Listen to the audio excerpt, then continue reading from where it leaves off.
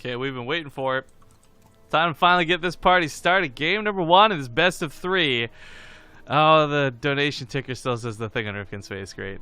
Spotting in the upper right side of Invader, we've got the orange Protoss. It's TAiLS. In the top left, as the green Zerg, it's Guru. Now, TAiLS is scouting quick and fast and really early, but again, reminding everyone that he is the last not Zerg in the tournament, and normally that sounds like a very bleak thing to say, but this actually could be good, because if for whatever reason TAiLS is good enough to beat Guru, which I want to put out there, despite being Korean, despite all these other things, I really feel Guru is going to take the series, but if he can beat Guru, and if his PvZ is good, then that will bode well for the rest of the tournament, because everything else is Zerg at this point. Yeah. Hopefully today his hot streak is versus Zerg, but I don't know about that. We've seen this guy cut down pretty quickly from some other Zergs before. They're participating in every single European tournament, which is awesome, cool. TAiLS, shoot, I actually can't remember the Super, TAiLS Super, and then one more that I'm forgetting. Have been participating in these European Cups, but they have also been dying really quickly. I think only one of them made it to the finals after a average run in a bracket. So I don't have a lot of high hopes for TAiLS, but yeah, as the only non-Zerg, it's still a hope. Guru is a very good Zerg player and is certainly going to be attacking with lurkers, if I had to guess. Yeah. But it is Invader, so it's an very odd map. So I got to shout out to Strobel for subbing, brand new sub hype, but long time guy in the channel. I was going to comment though really quick. I mentioned during the downtime I was looking at a lot of cat gifs, and as we got to the intros closing everything, and I read a shower thought I wanted to share, and I thought it's actually kind of, I don't normally care too much for the shower thoughts, just kind of funny little off thoughts, right? But what if all the Greek statues we see are actually victims of Medusa? It's kind of like, whoa. Yeah, that's a cool one. You ever seen what those statues look like when they were painted? I didn't even know most of them were painted, to be honest with you. Oh yeah, all of them were painted, actually. The Romans especially look really in favor of painting them. And, the Romans also did a lot of copies of all the Greek statues. Before you tell me, I'm imagining something where like a 13-year-old got her hand on makeup for the first time. Yes, it's exactly what it is. So whatever reason, it's like, this a gorgeous statue, like, awesome anatomy and like the just everything, and then they paint the damn thing and it looks so stupid. You can actually see a couple of recreations of what they would look like when they're painted, like and it's a clown. No, it's not like that thing. No. But it is like clown makeup. It's bright. There's no shading. It is just like a one layer of bright pink pastel. Wonderful. Yeah. Absolutely wonderful. I know. Mm-hmm. I know so much of this stuff is fake, and like I'm not naive enough to be like, oh my god, maybe Medusa is really real, but I love mythology, and I think the stories that go with it are just so wonderful, and there's no life lesson learned with hearing about the tale of Medusa, right? Like, oh, the moral of the story is don't look at women with snakes in their hair, right? But the story itself was like really good. It's obviously carried through thousands of years of time. I love that stuff. Age of Mythology, you and I have talked about off stream several times. Just every bit about old lore stuff I really find intriguing. Yeah. Well, Greek mythology is great because the gods are basically humans with special powers. So it's just basically watching a soap opera, but I could turn into a duck, and I like to fuck. I mean, I swear, like, it would be like today, a soap opera on TV would be Zeus, turning into a bull and like having a lot of sex, and his wife is very upset all the time and wants to kill the people he has sex with. Like, the soap opera. It's actually called a telenova, if you will. Oh. My bad. Oh no, telenovela, or I can't remember the name of it, but that show with Eva Longoria that came out recently. Anyways, TAiLS does send some adepts across the map, and he's gonna find some lings waiting for him. No roaches yet, but there's certainly no way he can fight these. So, unfortunately, we're gonna see these probably die out. Not even getting to the main to scout. That's really unfortunate. Yeah, that's pretty bad. In fact, like all of them will die. Oh, one just barely lived. So actually, we've seen a couple of people try and pair up similar numbers of adepts with warp prisms early on, and the pick up drop micros actually made it like the difference of dying versus being able to kill all these Zerglings. But TAiLS is still not going to get home. He's still going to lose this adept. Run, buddy. His wall at the front's okay. He does have sentry. Okay, he's going to hold position, but he can still force field this off and be fine. it's still very odd to see sentries. We just talked about how sentries are not usually made anymore. Like maybe one or two, like a Guardian Shield, maybe one or two Force Fields, but certainly not 6. And you know the Overlord saw everything, so even if they didn't see all the gateways, even if Guru didn't see all the gateways, seeing that many sentries would have been suspicious. And there does still exist both the Immortal Sentry, but usually it's like Immortal Adept all-in, as well as the Immortal Adept Sentry composition. But with so many gateways, you know, not taking any more probes and whatnot, this is going to be an attack. The good news is that he could attack and possibly expand, because that's kind of the way this goes when you're in these spawn positions. But I think if he has to expand off the back of this, then he's probably already failed. Yeah, it's all in for a reason. Now, the one thing I get worried about for this is, like, there really is nothing other than raw force coming, right? There's no resonating glaives. There's no +1. This is TAiLS hoping his supply wins out, which might not actually be the case. Like, getting a cancel on this 4th is pretty cool, but there's a 3rd base already down elsewhere. Oh, no. Oh, with the Warp Prism going down, that might just be the game right there. TAiLS still has 600 minerals that he can't put on those front lines. He's going to build a new Warp Prism right away.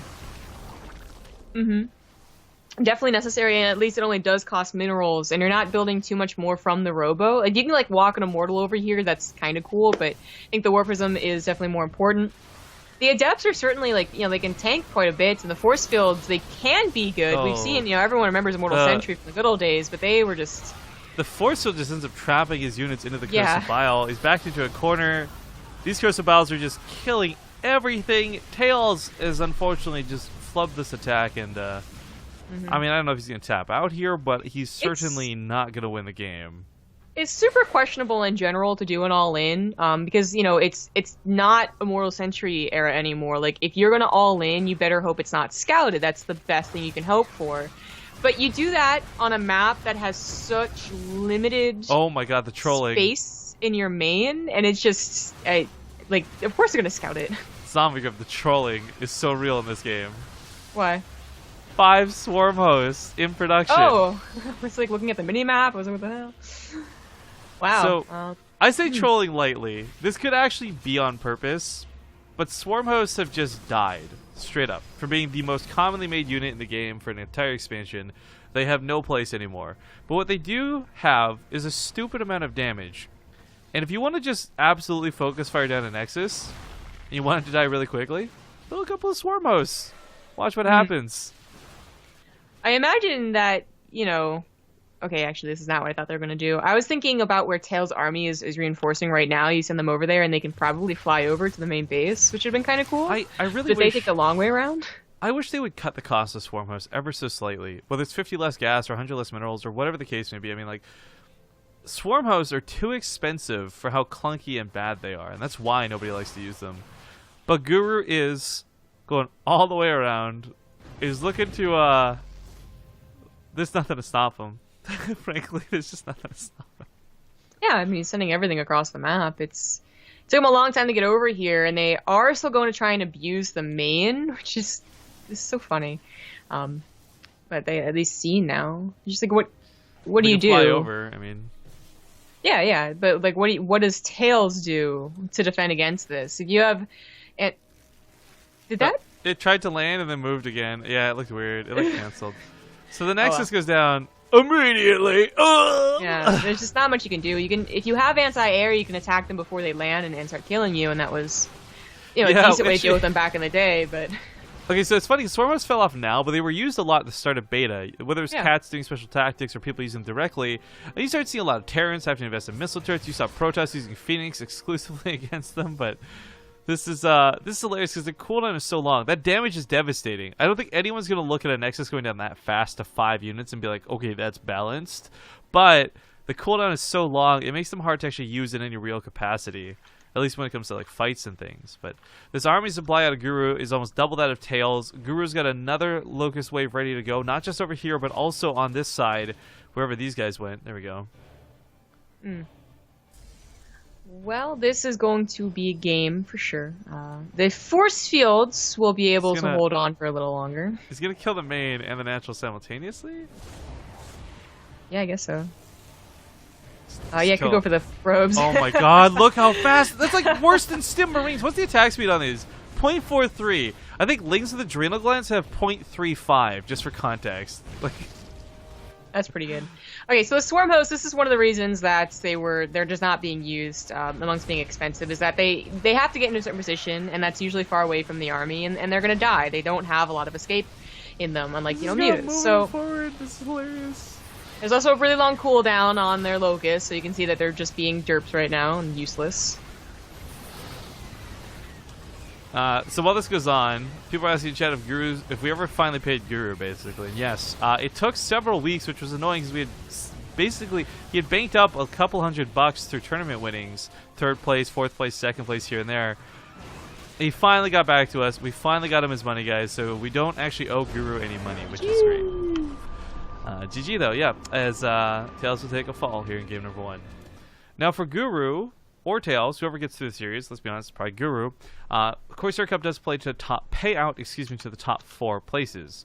Also worth noting, TLO did lose 1-2 to Bly while this was going on.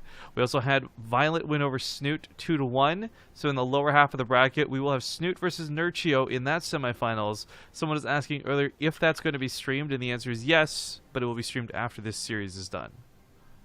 So we'll do the rest of this best of 3. The Nurchio versus Violet, the Bly versus the winner of this, then the best of 5 grand finals. And that'll be this week's Corsair Cup. Mm-hmm. But presently, just waiting on TAiLS to let us know his next map. And I guess we'll sneak off a break. So I hate to play ads like this, guys. We've had a bit of downtime. Gonna have just a little bit more now. We'll see you soon. All right, we're back, and we're in the lobby for Dusk Towers. We are just waiting to get this party started, so don't disappear. Waiting on Guru to ready up. There we go. Guru trying to, I guess, invite some Polish caster, but yeah, he didn't. I'm gonna skip the intro for this to talk about it because this happens a lot. We have really open policies when it comes to casting a lot of our stuff. We just have to be able to vet who we cast, or who we have cast, excuse me. Because we don't. Unfortunately, last year there was a big string of some really fishy shit going on with people being in lobbies that shouldn't be, people claiming to cast who weren't casting.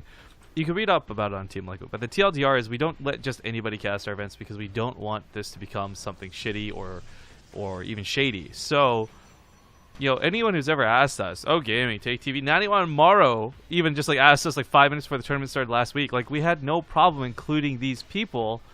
It's just a matter of like figuring it out ahead of time. So it's frustrating watching people just join the lobby and expect the ability to cast, because like we don't know whether they're representing Corsair, we don't know whether they're representing a competitor to Corsair, or any of these other things. So how can we let them join the Corsair Cup? So I'm just making a very public statement because we've done this before. If people want to cast our events, it's usually not a problem. They just have to actually ask us ahead of time and not just show up in the lobby and hope that they're able to stay. Yeah. So at any rate, in the top right side of Dusk Towers here for game number 2, he's currently behind in this series. It's going to be the orange Protoss TAiLS. And the bottom left, as the green Zerg, it is Guru. Now, a little bit of trolling from Guru, I guess we'll say, as it got a little bit silly with the Swarm hosts. Lots of discussion coming up in chat, though, and I was actually surprised at how much knowledge bombs people in chat were dropping, because normally we're the ones who have to explain how things work. Like the minute-long cooldown on the Locusts, the cost-benefit analysis, stuff like. You really can't ever go for Swarm hosts unless you're massively ahead. There just really is no situation outside of some weird select, like, cheese that you could justify making them. People like Snoot have, whether they were saying this in jest or in seriousness, unbound their hotkeys to even make the unit. Oh yeah, no, I think a couple of Zergs, no, very intentionally, very purposefully, seriously did unbind the hotkeys. So it's not a very good unit, but it is like, you know, back when the beta first came out, it's been for the most part always a trash unit since the beta came out. But, you know, we still had Vanheim available. We would still see those, the Swarm hosts try and abuse that map, because you can just send them off to the right side and kill what was their gold and the natural. Remember that map? That was a while ago. So on a map like Invader, I could see the Swarm host actually being a good option to break someone who is turtling too much. Like imagine if that was a mech player who just would not leave a game. Swarm host would probably be good to do, like to break him. But you know, most of the time it's not going to be the case. He really could have just maxed out on Roach Ravager Hydra, or just Roach Ravager, and probably killed him. But again, TAiLS, I said it in the very beginning of the game. It's a very odd decision to go for an all-in, and then, especially on a map where it's so easily scouted, that Overload was right there. It's not a very big base to hide things in.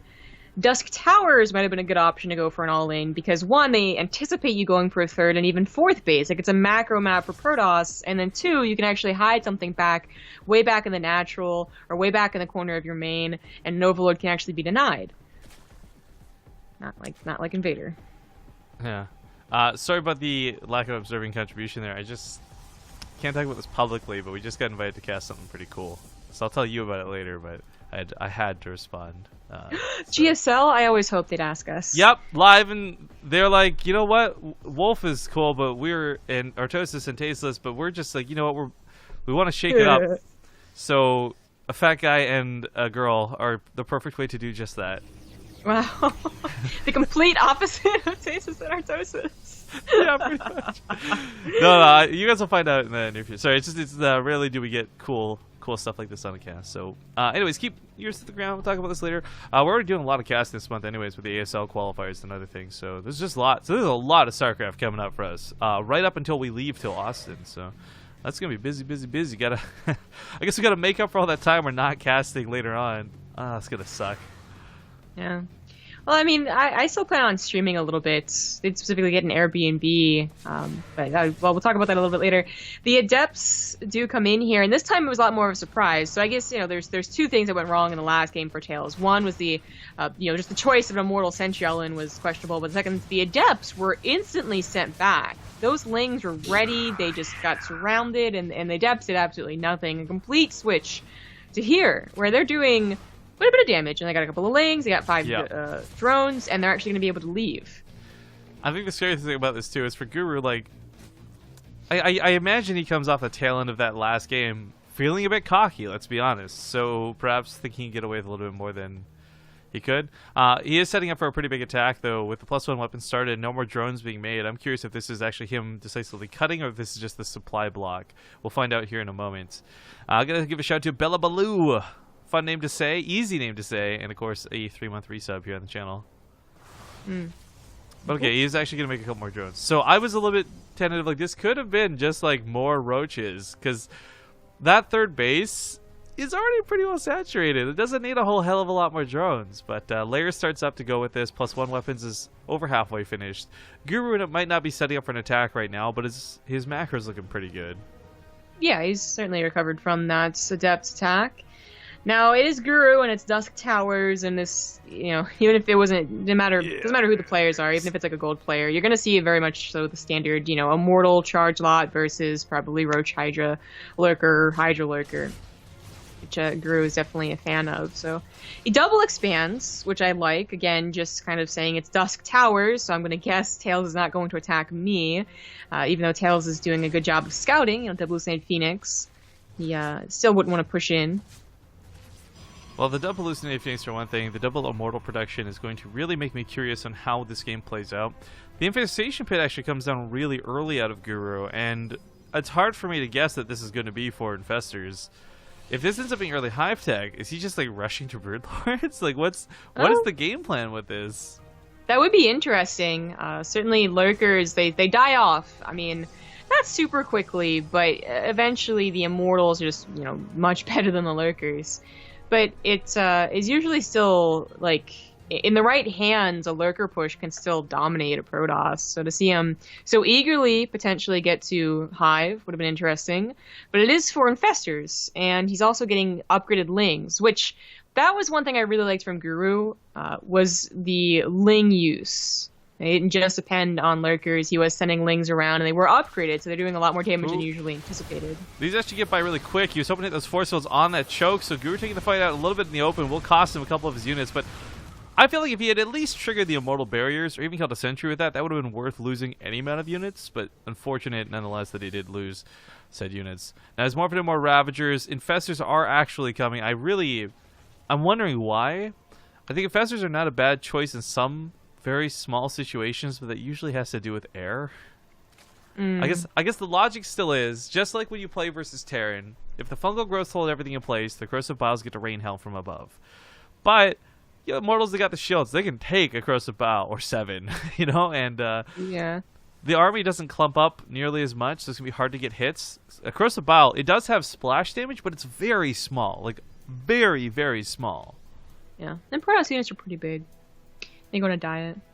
But I'm also just curious because High Templars are usually not far behind, you know, when you're allowed to get to 4 or 5 bases. They're going to get all of the tech they need, which includes Archons. But, you know, if they see those Infestors, which TAiLS obviously does, they'll just leave them as feedback units for now. And that's where the Infestors feel like they just wouldn't be very useful. And there's nothing beyond those, really. Like Ling Roach is not a very powerful composition. No. Sorry, someone writes the casting Archon names in chat. Fat guy and girl would be like fat guy IRL. Son of a bitch. Fat guy. Swarm Host once again out of Guru. Now, unlike last time, he's not so far ahead that we could actually attribute this to trolling. This is him actually choosing to go for them. And I guess one of the wonderful things about Swarm Hosts is they are one-hit wonders. Again, that long-ass cooldown, their cost and effectiveness, but they will demolish things that they actually get to fight with. So in this instance, with that incredibly fast attack speed, with ranged units coming down, with them being flying and not being able to target until they're already attacking, this might not be bad to deal with Immortals. I can't say that this is going to be the new meta, but this is certainly an interesting strategy, and I like seeing the attempt at it. But at the same time, I could be trying to make something nice out of something that's not. This could just be absolutely fucking trolling again. These are not going to go for the army fight, though. They're going to go for the main. That's not a lot of distance, though, so these... I don't know if they'll be able to reach the Nexus in time. It'll kill gateways in production, though. Yeah, not the Nexus, but... And I wonder... they probably could reach the Nexus, but not for very long. They'd have to be like 2 Swarm Hosts. And that, mind you, it's like 2 minutes to get 2 Swarm Host waves. And now they're also not going to be useful for the main attack. He's lost his Infestors to feedbacks. A couple production centers went down, but... I mean, that harass was kind of neat. It killed 3 gateways. It's hard to call that amazing damage, but TAiLS, who's banking a lot of money, should be maxing out when he's not. The Infestors don't really get much use in this game. All dead, all feedbacked, all used up, but this fight still goes very much in the favor of Guru without the use of Swarm Host. He's had such a large portion of his army be useless. Now the Locusts are going to come in, and anything TAiLS has on the front lines is going to die. Yeah, he was starting to chip through the Roaches, he was starting to tear down the Ravagers, and then I guess he just forgot that Locusts are actually pretty good.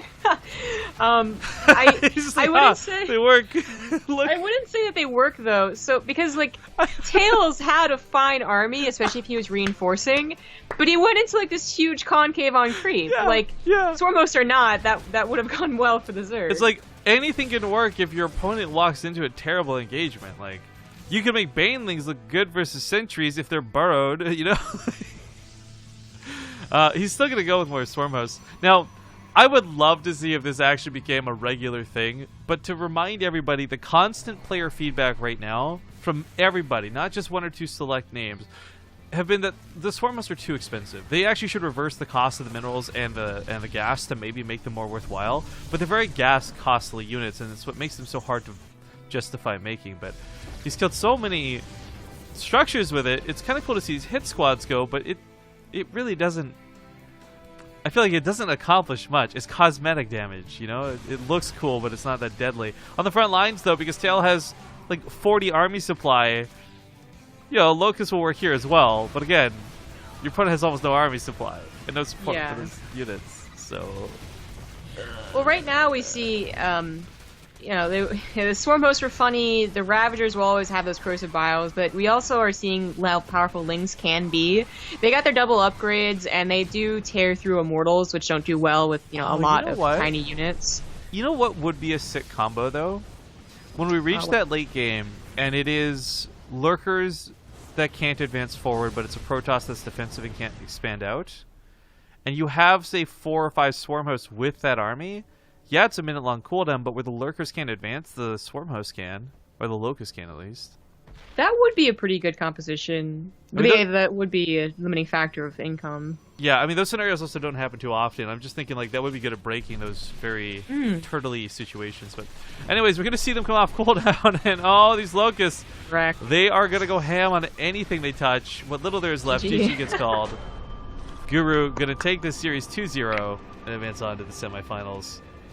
But we're going to play the other semifinals out. So I just want to point out, guys, it's all ZvZ from here on out. So it's 2 best-of-3s, 1 best-of-5, and we're going to be going with Nurchio versus Violet first. So don't go anywhere. We'll be back in a couple minutes with the first semifinals